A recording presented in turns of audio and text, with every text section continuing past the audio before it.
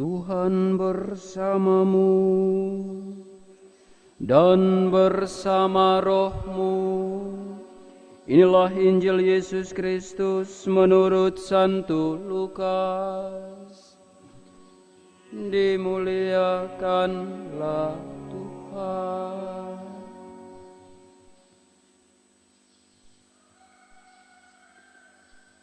Pada hari Sabat sesudah Yesus dimakamkan, dua orang dari murid-murid Yesus pergi ke sebuah kampung bernama Emmaus yang terletak kira-kira 7 mil jauhnya dari Yerusalem, dan mereka bercakap-cakap tentang segala sesuatu yang telah terjadi.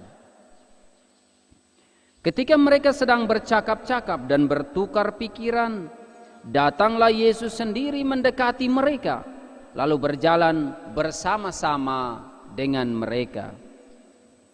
Tetapi ada sesuatu yang menghalangi mata mereka, sehingga mereka tidak dapat mengenali Dia. Yesus berkata kepada mereka, "Apakah yang kamu percakapkan sementara kamu berjalan?" Maka berhentilah mereka dengan muka muram. Seorang dari mereka, namanya Kleopas, menjawabnya, "Adakah engkau satu-satunya orang asing di Yerusalem yang tidak tahu apa yang terjadi di situ pada hari-hari belakangan ini?" Katanya kepada mereka, "Apakah itu?" Jawab mereka, "Apa yang terjadi dengan Yesus orang Nazaret? Dia adalah seorang nabi yang berkuasa dalam pekerjaan dan perkataan di hadapan Allah dan di depan seluruh bangsa kami. Tetapi imam-imam kepala dan pemimpin-pemimpin kami telah menyerahkan Dia untuk dihukum mati, dan mereka telah menyalibkannya. Padahal kami dahulu mengharapkan bahwa Dialah yang datang untuk membebaskan bangsa Israel. Tetapi sementara itu telah lewat 3 hari sejak semuanya itu terjadi. Dan beberapa perempuan dari kalangan kami telah mengejutkan kami. Pagi-pagi buta mereka telah pergi ke kubur dan tidak menemukan mayatnya. Lalu mereka datang dengan berita bahwa telah kelihatan kepada mereka malaikat-malaikat yang mengatakan bahwa Yesus hidup. Dan beberapa teman kami telah pergi ke kubur itu dan mendapati bahwa memang benar yang dikatakan perempuan-perempuan itu, tetapi Yesus sendiri tidak mereka lihat."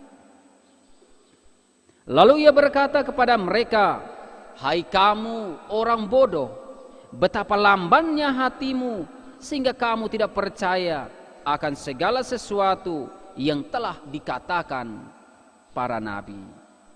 Bukankah Mesias harus menderita semuanya itu untuk masuk ke dalam kemuliaannya?" Lalu Ia menjelaskan kepada mereka apa yang tertulis tentang Dia dalam seluruh kitab suci, mulai dari kitab-kitab Musa dan segala kitab nabi-nabi. Sementara itu mereka mendekati kampung yang mereka tuju. Ia berbuat seolah-olah hendak meneruskan perjalanannya, tetapi mereka mendesaknya dengan sangat, "Tinggallah bersama-sama dengan kami, sebab hari telah menjelang malam dan matahari hampir terbenam." Lalu masuklah Ia untuk tinggal bersama-sama dengan mereka. Waktu duduk makan dengan mereka, Ia mengambil roti, mengucap berkat, lalu memecah-mecahkan roti itu dan memberikannya kepada mereka.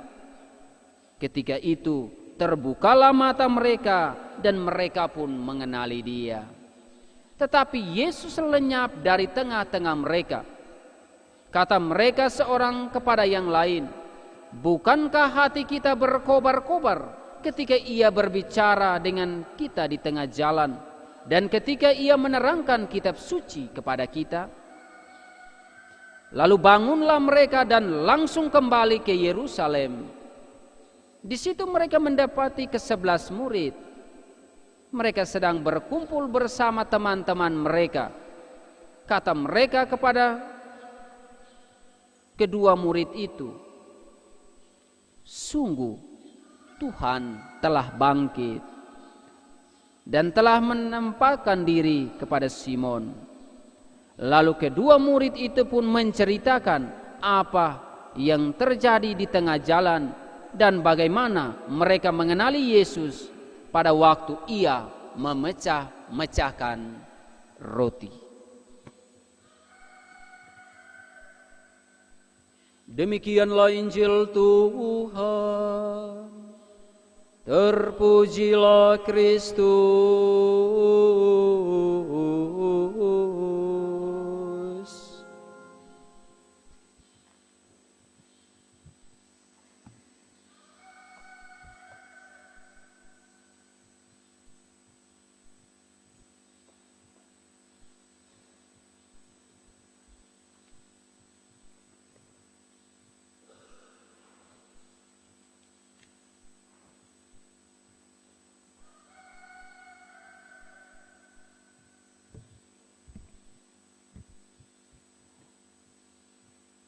Bapak, Ibu, saudara dan saudari, kita semua umat beriman yang terkasih di dalam Tuhan. Sudah sekian minggu kita tinggal di rumah.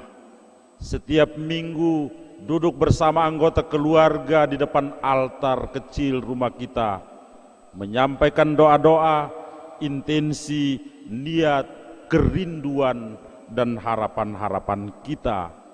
Hari ini Minggu Paskah ketiga, kita bermenung bersama tentang sabda Tuhan, tinggallah bersama kami. Tinggallah bersama kami. Para murid setelah kematian Yesus, mereka mengalami patah harapan. Misteri sengsara dan wafat Yesus tetap tersembunyi, apalagi harus mereka mempercayai kebangkitan Yesus. Satu fakta yang mereka yakini bahwa Yesus telah mati, Yesus telah wafat, dan sekarang terdengar bahwa Yesus bangkit. Jalanan Emmaus terasa berat, memilukan, penuh kebingungan, dan bagaimana harus mengerti hal ini. Inilah pergulatan batin para murid Emmaus. Situasi hidup para murid setelah kematian Yesus seolah-olah berada pada saat menjelang malam, hari senja, ketika matahari hampir tenggelam. Situasi para murid ini sebenarnya juga menjelaskan situasi kita, pengalaman kita ketika mengalami kesedihan, ketika mengalami keputusasaan. Jalan Emmaus menjadi jalan kita, jalan sunyi, jalan tanpa pegangan, jalan sepi tak bertuan, jalan gelisah tanpa sandaran, jalan frustrasi tak beraturan. Situasi seperti ini, Bapak, Ibu, saudara dan saudariku, ternyata cahaya itu terbit kembali menyusuri jalan Emmaus. Yesus lewat di Emmaus menyertai dua muridnya yang sedang putus asa. Mengapa Yesus datang di Emmaus? Yesus yang lewat di Emmaus mau membuktikan kepada para murid di Emmaus ini bahwa penderitaan, salib, sengsara, kematian bukanlah akhir, tetapi justru di situ adalah kebangkitan, kemuliaan, dan kejayaan. Bukankah Mesias harus menderita untuk masuk ke dalam kemuliaannya? Tadi kita dengar dalam Injil. Di jalan Emmaus, Yesus membiarkan dan mempersilahkan para murid menceritakan, mengungkapkan, menuangkan segala perasaan mereka, segala kegelisahan, segala keputusasaan dan kefrustrasian mereka. Indahnya ada pada Yesus mendengar keluhan mereka. Yesus mendengarkan penderitaan mereka. Yesus menyeka air mata mereka. Yesus menguatkan mereka. Saudara dan saudariku yang terkasih, Yesus menceritakan kembali kitab suci pada saat mereka jalan bersama dan para murid sedang frustrasi itu. Yesus menceritakan kitab suci, mengingatkan mereka akan pengalaman mereka bersama Yesus. Kata-kata Yesus supaya apa? Supaya mereka mengerti bahwa penderitaan mereka, kesengsaraan mereka, kesulitan mereka, mereka tidak sendirian. Derita di dalam hidup para murid Kristus berarti pula apa? Ikut serta di dalam derita dan salib Tuhan. Mazmur katakan seperti ini, aku selalu ingat akan Tuhan, aku tidak akan goyah karena Ia ada di sampingku. Bapak, Ibu, saudara dan saudari, kita semua keluarga umat Allah di mana saja berada yang terkasih di dalam Tuhan. Maka sabda Allah memenuhi dan menghiasi jalan murid Emmaus ini. Sabda Allah membuat murid-murid memiliki hati yang berkobar-kobar. Hati yang berkobar-kobar itu adalah api Roh Kudus. Roh Kudus yang menyala kembali hati dingin para murid tadi. Supaya dengan hati mereka yang berkobar-kobar, para murid menjadi saksi-saksi gembira akan kebangkitan Yesus dan mewartakan Yesus sampai ke seluruh dunia. Jadi, selama perjalanan Emmaus, Yesus dengan sabar membimbing mereka dari keputusasaan menuju Paskah. Menguatkan iman para rasul, para murid Emmaus tadi yang tadinya gelisah, supaya mereka berani melihat kehadiran Yesus di dalam duduk bersama, makan bersama di dalam rumah Emmaus.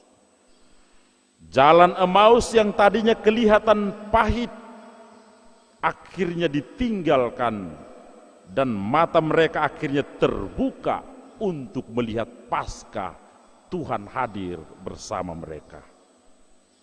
Bersama Yesus yang bangkit, jalan Emmaus bukan lagi jalan keputusasaan, tapi jalan Emmaus adalah jalan kebangkitan, jalan Paskah, jalan kehidupan baru. Bapak, Ibu, saudara dan saudariku, kita semua umat beriman yang terkasih di dalam Tuhan. Setelah mereka sampai di rumah Emmaus, mereka duduk. Yesus duduk dan makan bersama para murid, mengambil roti, mengucap berkat, memecah-mecahkan roti, memberikannya kepada para murid. Tujuannya apa? Tujuannya supaya mereka tahu bahwa Yesus adalah Allah. Allah itu adalah Allah yang hidup. Allah itu bukan Allah orang mati. Yesus bangkit dari alam maut. Maut tidak dapat mengalahkannya. Kematian, Yesus membawanya kepada kehidupan. Dan membuka tabir pada saat itu bahwa roti dan anggur bukan sekedar roti dan anggur, bukan sekedar anggur dan roti gandum, melainkan tubuh dan darahnya sendiri. Tubuh dan darahnya yang membawa mereka kepada kehidupan abadi. Maka dengan makan tubuh dan darah Yesus mengingatkan para murid akan kenangan malam Kamis Putih. Kenangkanlah aku dengan merayakan peristiwa ini. Dan selanjutnya mereka juga ingat pesan Kamis Putih.